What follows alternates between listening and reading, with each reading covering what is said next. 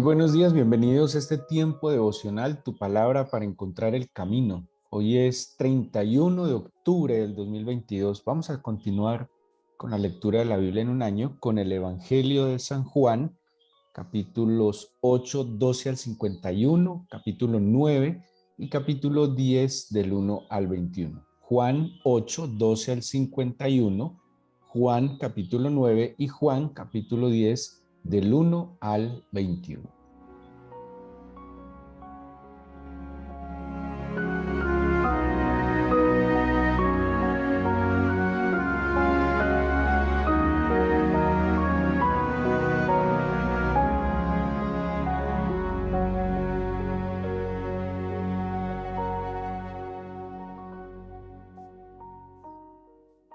Tradicionalmente, la Iglesia Cristiana Evangélica sugiere y aconseja a los nuevos convertidos a que el primer libro de la Biblia que se lean sea el Evangelio de San Juan. Es un evangelio que tiene unas singularidades. Primero, es de fácil lectura, pues no se le recomienda nunca al recién convertido que vaya a libros como Romanos, que es muy complejo, o a libros del Antiguo Testamento como Levítico, o tal vez como el mismo libro de Isaías. No, se recomienda el libro, el Evangelio de San Juan, porque hay una manera muy particular de Juan ver al Señor Jesús. De hecho, Juan ni siquiera tiene similitud a los otros tres evangelios conocidos como evangelios sinópticos, porque Juan tiene una visión muy particular, muy amplia del Señor Jesucristo. De allí seguramente la cercanía que él mismo expresa que tuvo con el Señor Jesús, tanto que él se hace llamar en su evangelio como aquel a quien ama el Señor.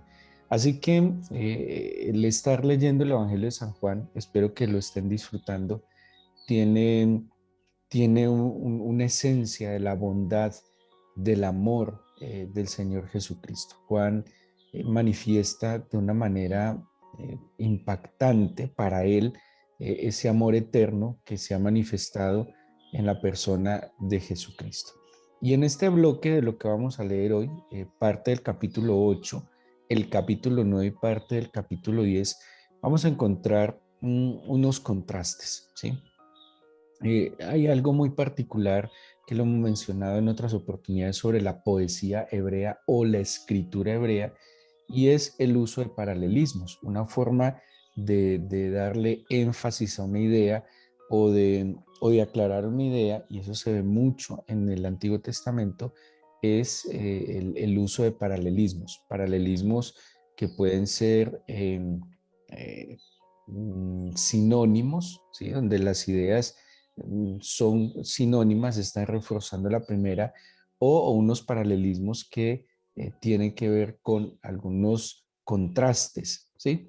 Y aquí en estos pasajes de Juan del capítulo 8, 9 y 10, vamos a ver unos paralelismos opuestos, donde obviamente hace énfasis de las virtudes del Señor contra las virtudes del enemigo. Y si miramos la primera parte que está en el capítulo 8, versículo 12 al 20, el Señor está hablando, dice: yo soy la luz del mundo, el que me sigue no andará en tinieblas, sino que tendrá la luz de la vida. ¿Sí? Entonces, por un lado se presenta el Señor Jesús como la luz, dice: soy la luz del mundo. Acordémonos que Juan en el principio del Evangelio, tomando el principio del Génesis, tal cual, Génesis 1:1 comienza diciendo en el principio, y el Evangelio de San Juan en el capítulo 1, versículo 1 también empieza diciendo en el principio. De alguna manera, Juan está dándole una relectura al Génesis y ya pues colocándolo completamente en Cristo Jesús, ¿sí? Dándole centralidad en el Señor Jesús. Y aquí entonces Juan nos habla de que el Señor Jesús se presenta como la luz. Y ojo, dice: el que me sigue no andará en tinieblas, sino que tendrá la luz de la vida. El Señor Jesús viene en un momento de oscuridad, ¿sí?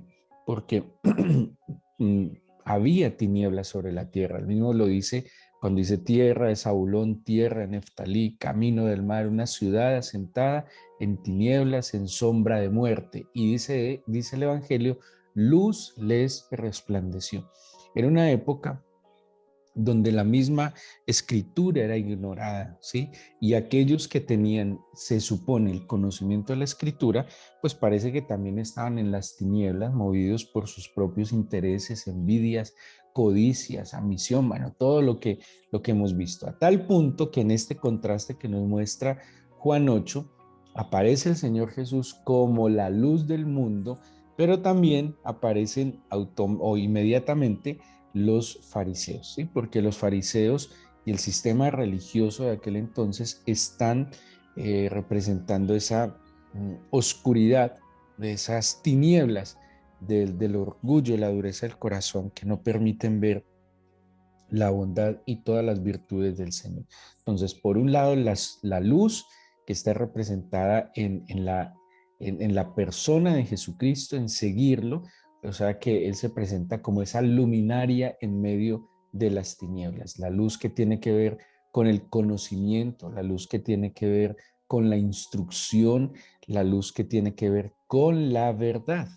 Y a propósito de la verdad, vayamos al capítulo 8, versículo 31 al 38, y dice así: dijo entonces Jesús a los judíos que habían creído en él: si vosotros permaneciereis en mi palabra, seréis verdaderamente mis discípulos. Mira, aquí habla algo muy importante, todo va ligado. La luz tiene que ver con la instrucción se fundamenta en la palabra. ¿Y qué dice aquí el Señor?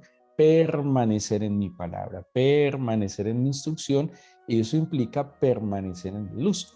Y dice, y de esta manera seréis verdaderamente mis discípulos y conoceréis la verdad, y la verdad os hará libres. ¿Quién puede conocer la verdad y ser libre gracias al conocimiento de la verdad? Pues aquel que es su discípulo porque permanece en su palabra, ¿sí? Discípulo no es simplemente el que dice creer en el Señor, ¿sí? Discípulo no es el que dice profesar la fe cristiana. Discípulo es el que guarda sus palabras. Y el que guarda sus palabras, como nos lo enseña Deuteronomio, pues está haciendo sus palabras. Acontecerá que si oyereis, guardareis y pusiereis por obra. Ese es el discípulo, y el discípulo conoce la verdad y la verdad le traerá libertad, ¿sí? Entonces miren cómo la luz contra las tinieblas, la verdad, y en este mismo texto miren lo que dice, versículo 33. Le respondieron: linaje de Abraham somos y jamás hemos sido esclavos de nadie. ¿Cómo dices tú, seréis libres? Pregúntese algo. En este momento el pueblo judío está bajo el imperio romano. Antes de estar bajo el imperio romano, estuvieron bajo el dominio de los griegos. Antes de estar bajo el dominio de los griegos, estuvieron bajo el dominio de los persas. Y antes de estar bajo el dominio de los persas, estuvieron bajo el dominio de los babilonios. ¿Cómo estos hombres dicen que nunca han sido esclavos de nadie? Impresionante. Sí, como ayer estudiábamos en nuestro culto, no hay nada peor del engañador que siempre termina engañado, porque el engañador y mentiroso termina siendo presa de sus propias mentiras y de sus engaños. ¿Y por qué termina siendo presa de ello? Porque se las cree. Ese es el peligro del que miente, el peligro del que engaña, porque termina creyéndosela. Y si él se la termina creyendo, obviamente él es víctima y se enlaza en esos lazos mortales del engaño y de la mentira. Aquí entonces estos dicen: no, pues nosotros nunca hemos sido esclavos, y aquí por lo menos podremos hablar que llevan casi 600, 700 años bajo el yugo, sin contar de ahí para atrás que fueron esclavos en Egipto, ¿sí? Sin contar que durante mucho tiempo, y todo este tiempo, además de todo, fueron esclavos del pecado, ¿sí? Y para que vengan a decir que nunca han sido esclavos. Dice entonces el Señor Jesús en el 34. Jesús les contestó: de cierto, os digo que todo aquel que hace pecado, esclavo es del pecado. y el esclavo no queda en la casa para siempre, el hijo sí queda para siempre. Así que si el hijo os libertare, seréis verdaderamente libres. En el versículo 39 dice: respondieron y le dijeron: nuestro padre es Abraham. Y el Señor les dijo: si fueseis hijos de Abraham, las obras de Abraham haríais. Pero procuráis matarme a mí, hombre que os he hablado la verdad, la cual he oído, de Dios. No hizo esto Abraham. Vosotros hacéis las obras de vuestro padre. Entonces le dijeron: nosotros no somos nacidos de fornicación. Un padre tenemos, que es Dios. El Señor les dijo: si vuestro padre fuese Dios, ciertamente me amaríais, porque yo de Dios he salido y he venido, pues no he venido de mí mismo, sino que Él me envió. ¿Por qué no entendéis mi lenguaje? Porque no podéis escuchar mi palabra tenaz. No lo entienden porque no lo escuchan.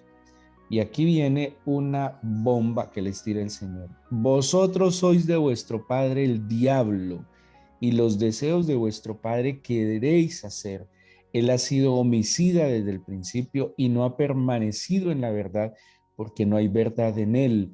Cuando habla mentira, de suyo habla, porque es mentiroso y padre de mentira. Y a mí, porque digo la verdad, no me creéis. ¿Quién de vosotros me redarguye de pecado? Pues si digo la verdad, ¿por qué vosotros no me creéis? El que es de Dios, las palabras de Dios oye. Por eso no las oís, porque no sois de Dios.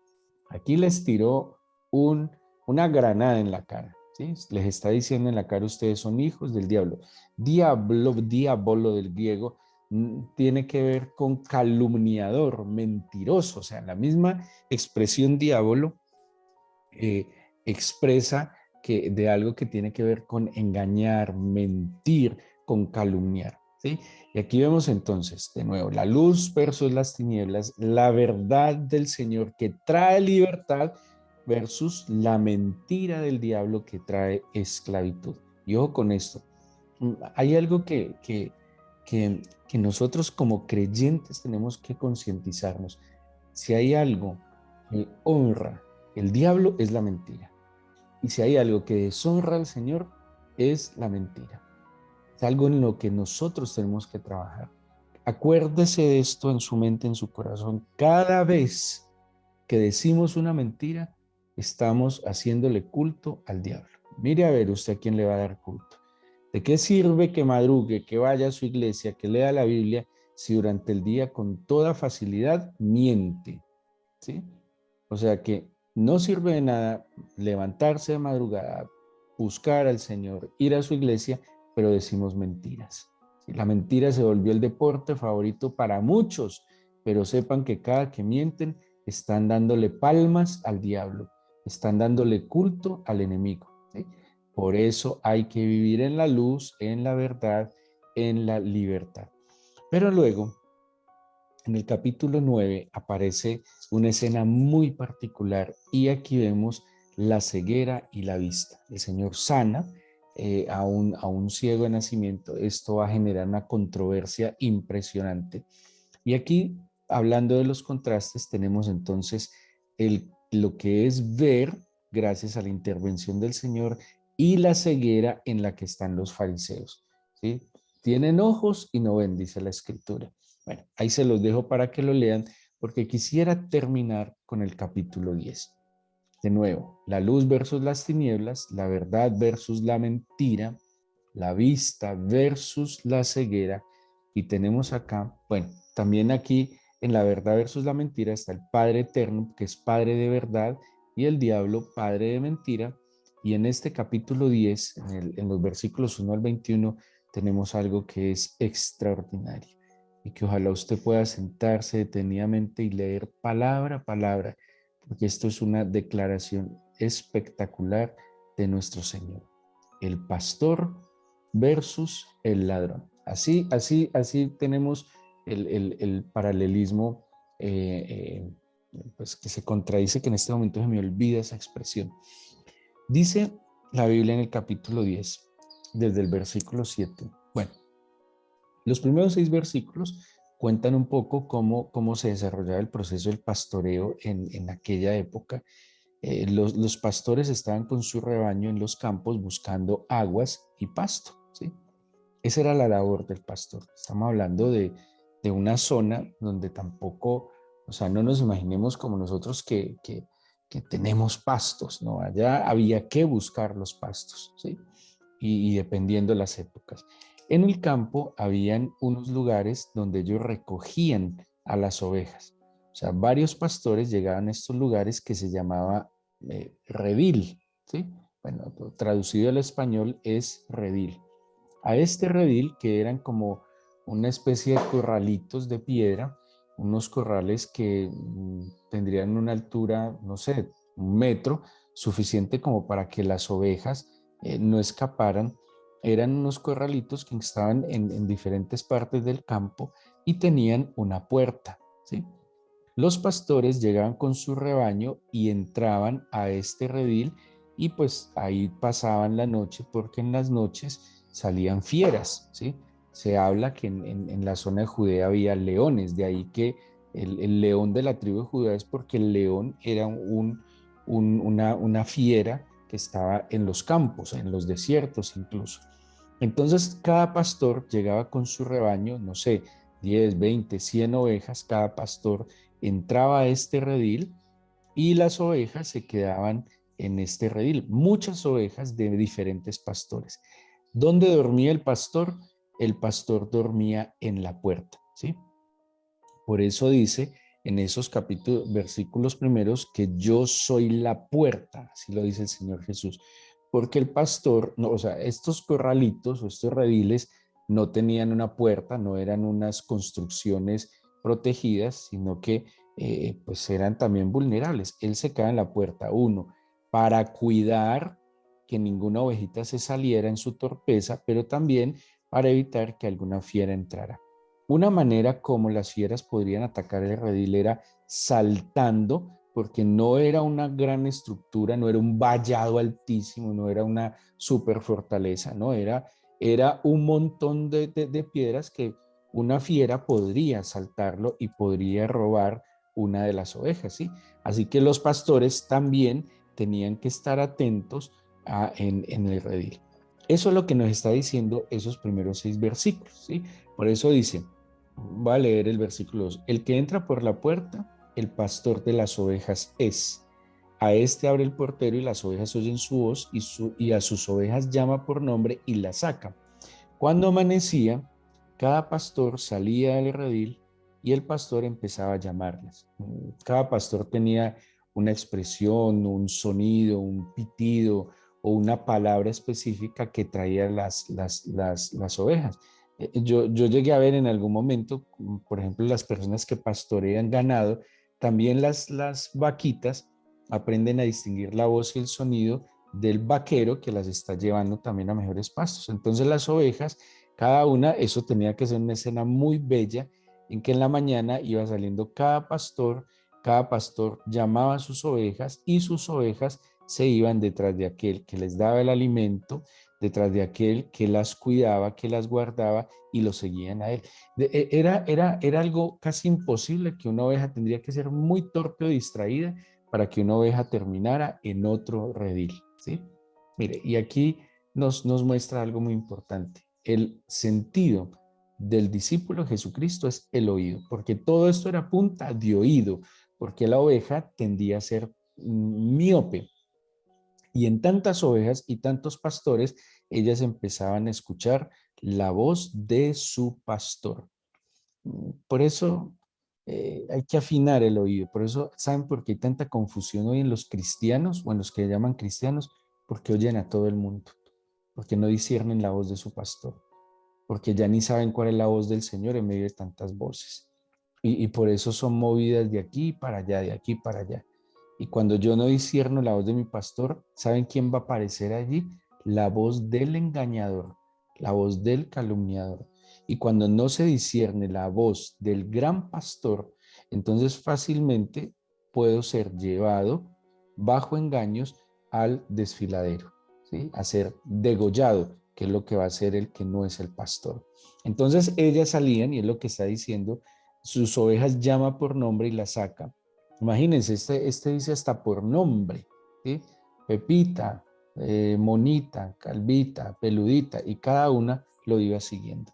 Versículo 4, y cuando ha sacado fuera todas las propias, va delante de ellas, y las ovejas le siguen. ¿Por qué? Conocen su voz, oído, ¿sí? Es por el oído. Mas al extraño no seguirán, sino que huirán de él, porque no conocen la voz de los extraños, ¿sí? Por eso cuando una oveja sigue, se supone que es creyente, que tiene el gran pastor, pero hace todo lo que otros le dicen. Eso es muy delicado. Entonces, por poner un ejemplo, el Señor Jesucristo tiene un plan, pero empezamos a escuchar a través de los medios de comunicación, no, el Salvador es esta es la esperanza del país, este es el verdadero cambio, y seguimos desbocados, pero no nos detuvimos a escuchar la voz del pastor, qué es lo que el pastor nos está indicando frente a las decisiones que hay que tomar día a día. Eso es lo que hace el engañador, ¿sí? Confundir para que las ovejas se pierdan y se vayan a la perdición. Luego aparece el versículo 7 al 21, espectacular. Y aparece el versículo 11 diciendo, yo soy el buen pastor. El buen pastor su vida da por las ovejas. Hay dos palabras en la Biblia que se traducen como bueno. Una es kalos y otra es agatos. Esa palabra kalos que está aquí en el Evangelio de San Juan, eh, eh, a ver, más bien, agatos es bueno, ¿sí? Algo bueno en general. Pero cuando aparece la palabra kalos, ya no es simplemente algo bueno. Kalos se refiere a lo mejor, ¿sí? Habla incluso de una excelencia. Kalos hace referencia a lo más atractivo, ¿sí? Ágato sería bueno, bonito, pero kalos sería lo mejor, lo excelente, lo más atractivo. El Señor no es el buen pastor simplemente. El Señor es el mejor pastor y eso es extraordinario. Buenos pastores hay muchos, pero solo hay uno que es el mejor y ese es nuestro gran y amado Señor Jesucristo. Él es el mejor pastor. Y es lo que él está diciendo en el versículo 11. Yo soy el buen pastor, o sea, yo soy el mejor pastor y el mejor pastor su vida da por las ovejas. Y mire el contraste del versículo 11 con el 10, porque el 10 dice, ¿qué hace el ladrón? Viene solo para hurtar, para matar y para destruir.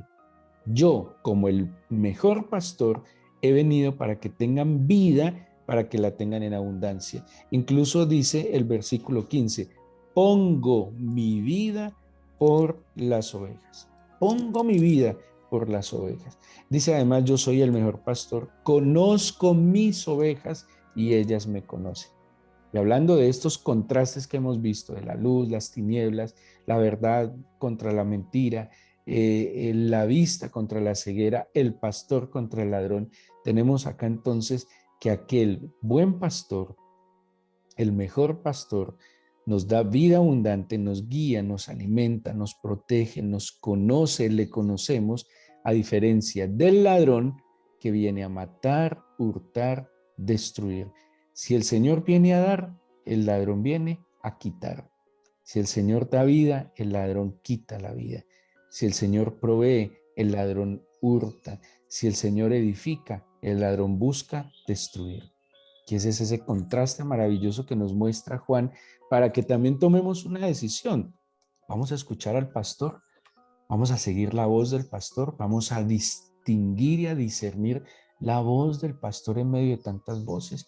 Vamos a confiar en el pastor, vamos a guardar su palabra. Si notan que en todo esto hay algo muy importante, el oír su palabra, el oír su palabra. Y el que agudiza el oído para el Señor va a ser guiado por su pastor, va a saber dónde está, va a saber cuando el pastor lo va a decir quieto, va a saber cuando el pastor le va a decir marchemos, va a saber y tener confianza cuando el pastor le lleva a mejores pastos, ¿sí? Pero cuando guardemos su palabra, cuando agudicemos nuestros oídos para distinguir su voz. La confusión es sinónimo de un discípulo que no es tan discípulo, porque los discípulos de Jesucristo oyen y guardan su voz, guardan sus palabras. Pero cuando viene la confusión, no sé qué hacer, A o B, derecha o izquierda, por debajo o por encima. Esa confusión es falta de oír la voz del pastor. Y Él es el mejor pastor que podemos tener.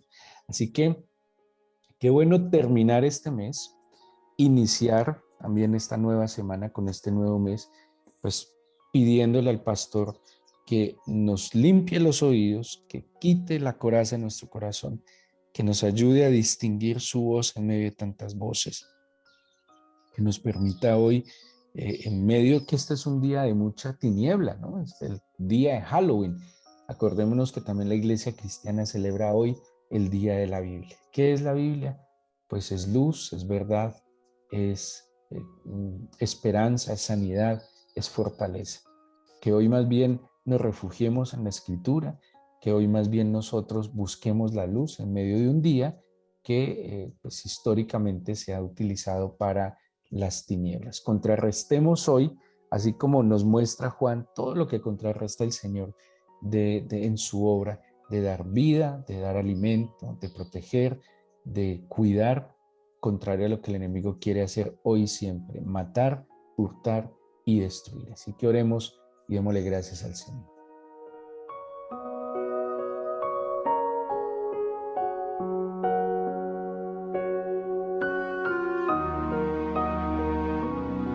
Amado Señor Jesucristo, bendecimos tu santo nombre y agradecemos que seas el mejor pastor, el que ha dado su vida por las ovejas, el que nos instruye, nos da vista por la luz y el que nos ha hablado verdad.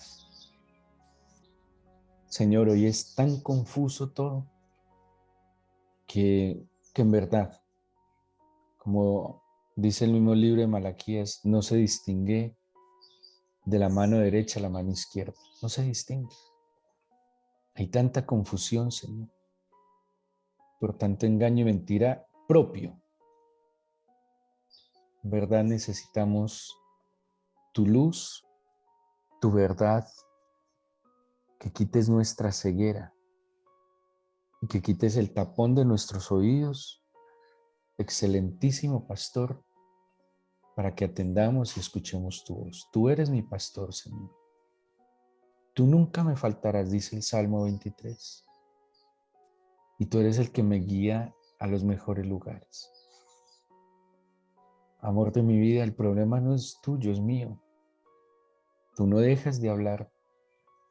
Tú no dejas de orientar, de instruir y enseñar. Soy yo el que me entretengo. Es mi torpeza, es mi distracción. No tus cuidados, porque tú eres la puerta. Tú eres mi guía, mi guardián. Eres el que me alimenta, me provee y me protege. Soy yo el que a veces no logro escucharte. Y te pido humildemente que agudices mis oídos a ti.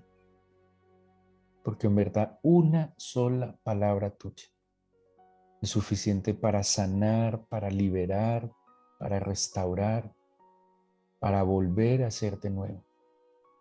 Una sola palabra tuya es suficiente para romper cadenas, para edificar, pero también para destruir.